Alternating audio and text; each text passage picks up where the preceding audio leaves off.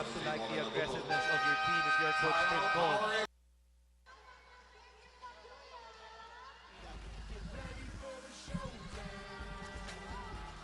Take advantage of this one-time deal. Get up to 50% off on selected tickets for Disney on Ice when you buy on December. Ito, last day na today, December 18. Dali. Hurry and buy your tickets now per TJ NCR permit number 831160. May panahon pa. Pwede pa humabot.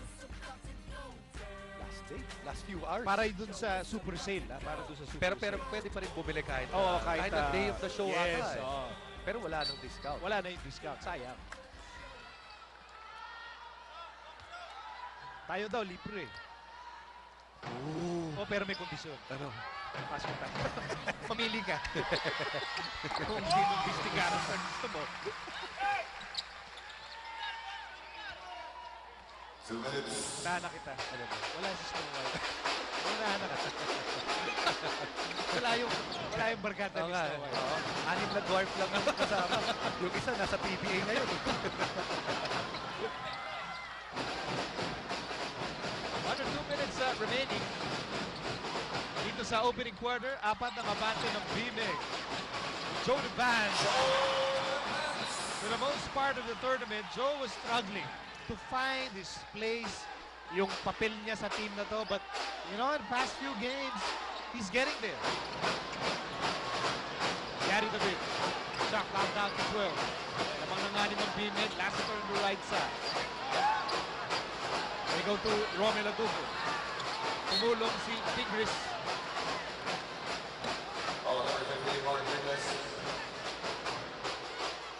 Tim telling Mark, you know, Mark, you don't need to help on Joe Devans against Romel Adugo. With all due respect to the general, that's probably a match na kaya-kaya naman ni Joe. And especially if it's the situation na nakita natin. Fumace up si Romel. That one, a bit short. Remember the time na si Atukul, ang free throw niya, boarding. Kasi naghanap na siya iba-ibang paraan para lang pumasok.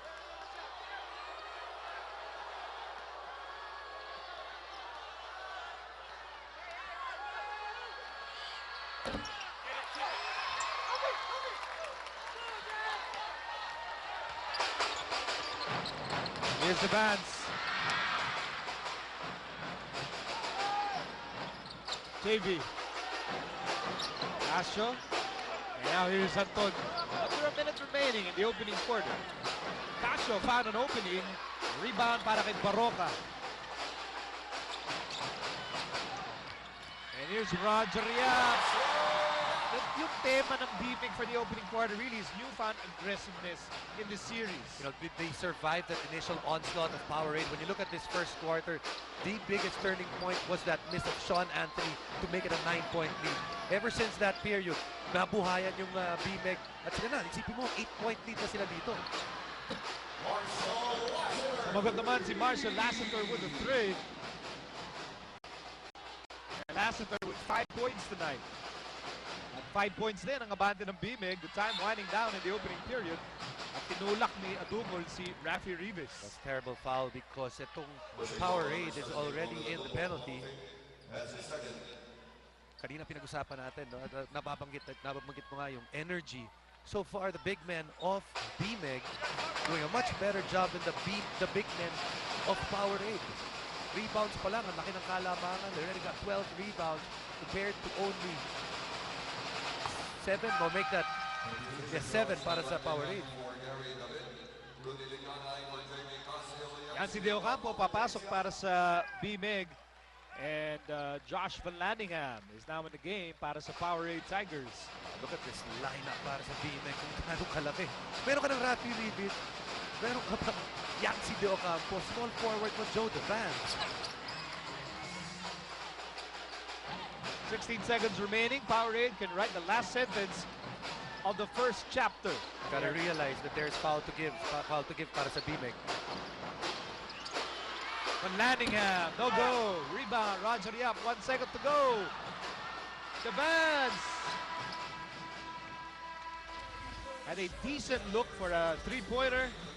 At siya magtatapos ang opening quarter. Gary David Can he bring Powerade to the semifinals?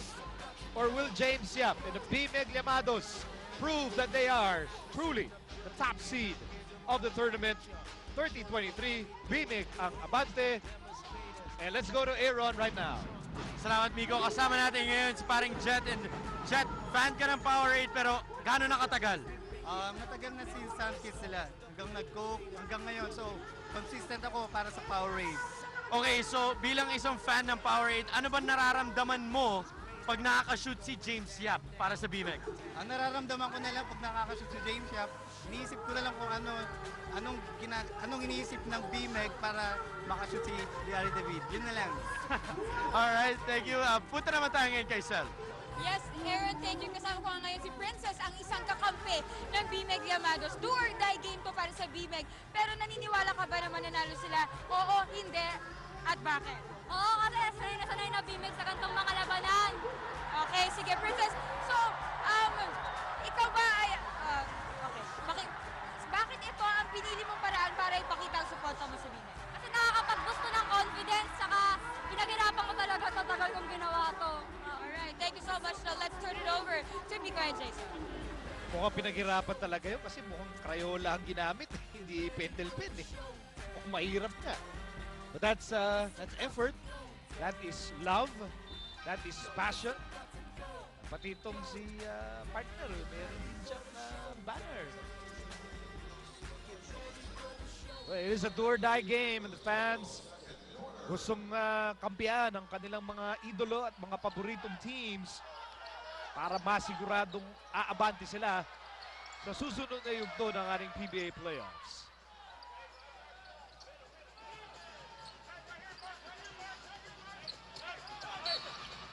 Rudy Linganay with a drive. Malakas ang loob ni Rudy, going up against veteran Roger Yap.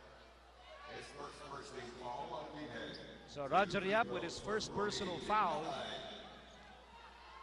Rudy Linganay.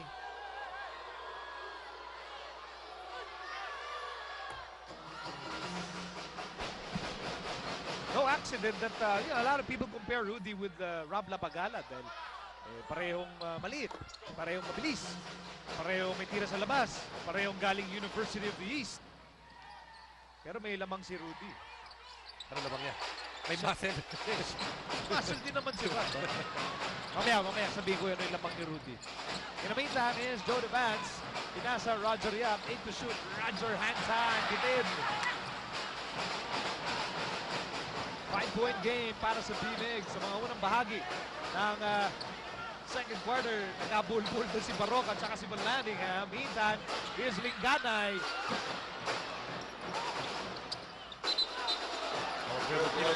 Nico, this is actually a very strange lineup on the floor para sa Powerade.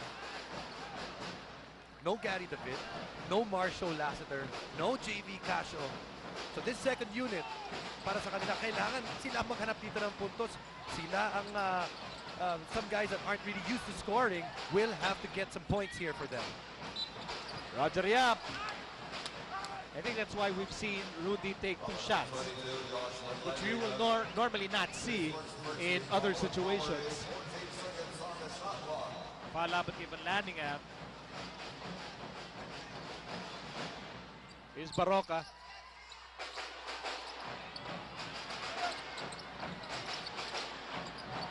Roger Yap fires off the glass, no go. Just massive height advantage para sa B-Meg. Pero bola ngayon ng Powerade, Linganay to Sean Anthony.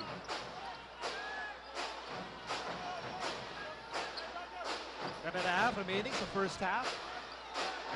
Manlaningham on the left side. Manlaningham, ibabalik kay Linganay. Linganay over to Celino Cruz from the corner. Yeah, this is a guy that's been there. Ito, marami na rin playoff wars. Ito si Celino Cruz, probably the guy with the most experience in terms of championships para dito sa Powerade.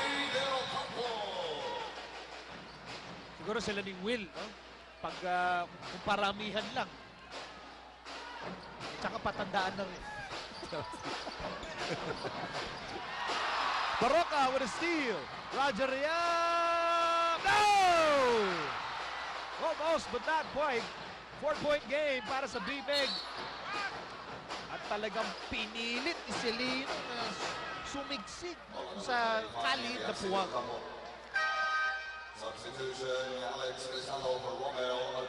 And now things are going to get interesting as Romel Adugol sits down and we welcome the entry of the showstopper, Alex Crisano. The showstopper. Yes, because games normally stop. Pag si Alex. Oh, interception, Linganay. Ang sabi ni Linganay, teka Rafi, matangkat ka. I will wait for teammates here. Young man has been playing well dito sa ating laro. Ito si Rudy Linganay. That's going to be a foul on Sean Anthony, quite clear. Again, you have to wonder how long Powerade is going to stick with this lineup. B Meg is playing zone. Your three best three-point shooters are actually all in the bench.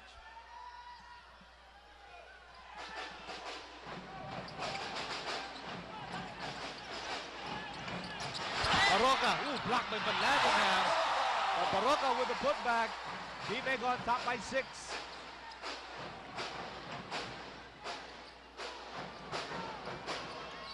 So still, right now, the eternal question, sino ang pupuntos for the Tigers? So far, that three-point shot, yung kanto na three-point shot, tinutulungan itong Powerade because you know, both, kanina nakita natin si Lino Cruz, now Josh Van Landingham, that corner where the big guy is on the opposing side, hindi kasing bilis nila. Good effort by Will Antonio. Bola ng Powerade. They're down by 3. And Celino will set the table here for the Tigers. Landingham, babalik kay Cruz. Linganay, laban kay Rafi Rivas. Here's Will Antonio for 3. And Rudy Linganay with another offensive rebound. If you're Coach Tim Cone, you might feel right now that your unit on the floor is not building a lead against this unit of Powerade. Eh lumalamang dito Powerade. Here comes Roger Yap. Great defense by Rudy Anay Linganay. I mean, this unit by Powerade, right now, they're overachieving, but the height advantage of Yancy De Ocampo just too much that time. Will Antonio, he gets called for this foul, and this is a cheap foul. It's a jump shot, tapos na tinamaan niya lang sa katawan. Hey, look at this front line. Yancy, Rafi, and Joe Devance. Lucky. 6-point game para sa B Meg. Under 8 minutes remaining in the first half. Crisano.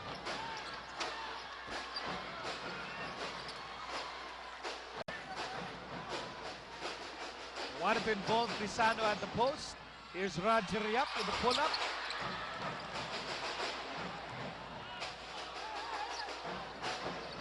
Both coaches really showing supreme confidence in these units on the floor. Not just para sa B Meg, you could say that Joe Devance is there as a scorer. Roger Yap has all the experience. And of course, nakapagkakataon rin para kay Baroka to have a good showing. But this guy, talking about experience, comes off the bench, starts hitting threes.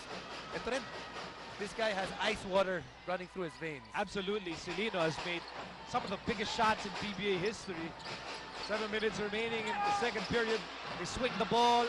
Baroka comes up short. At ganun lang, alam mo, maski Paps gumagawa ng paraan itong Powerade to neutralize the height advantage of B Meg's front line. You know, if you look at the plus-minus, ibig sabihin ng plus-minus, when a certain unit is on the floor, lumalamang ka ba o hindi ka lumalamang? From my recollection, this unit, whenever B Meg goes super big, it usually doesn't really give a lot of benefit to them in terms of para palaki ng kalamangan.